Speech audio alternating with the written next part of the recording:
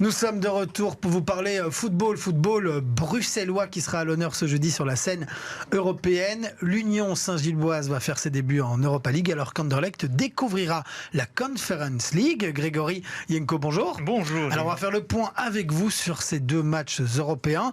D'abord, quelle est la différence entre l'Europa League et la Conference League ? Oui, on va revenir un peu en arrière. L'Union Saint-Gilloise, grâce à sa deuxième place en championnat l'an dernier, a pu disputer le troisième tour préliminaire de la Ligue des Champions. Ça, c'est la plus prestigieuse des Coupes d'Europe.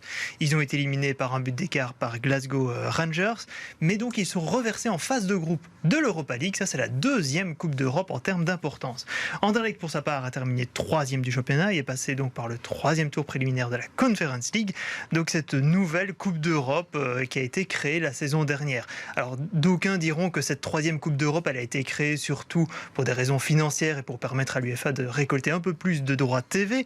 Mais l'UEFA explique pour sa part que c'est surtout destiné justement aux éliminés des phases de qualification de l'Europa League, de la Ligue des Champions et aussi aux petites fédérations, à l'image du FC Vaduz, le club du Liechtenstein qui a réussi à se qualifier pour la Conference League en même temps qu'Anderlecht. Donc voilà, la Conference League est quelque peu dépréciée à cause de cela, mais cela reste une compétition européenne et Anderlecht, sur le plan marketing, met l'accent sur ce retour dans une grande compétition continentale.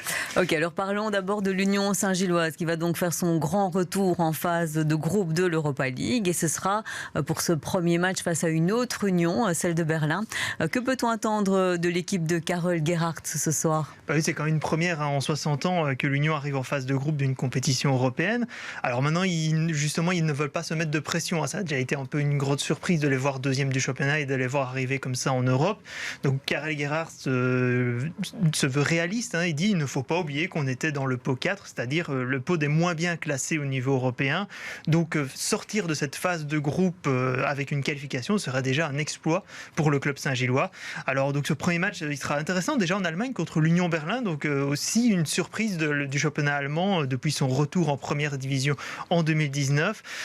L'Union Saint-Gilloise jouera également contre les Suédois de Malmö et les Portugais de Braga et donc ce sera quand même assez compliqué, mais contre l'Union de Berlin, voilà, il y a un mince espoir que l'Union puisse réaliser une belle prestation.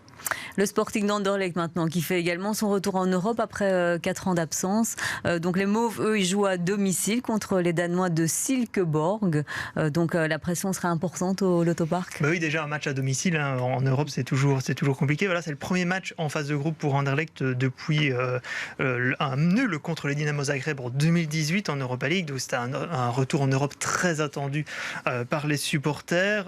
Surtout que là, ils viennent de sortir de 2 matchs de qualification gagnés pour arriver dans cette phase de groupe de Conference League. Mais par contre, en championnat, le RSCA reste sur 4 matchs sans victoire, ce qui amène quelques doutes.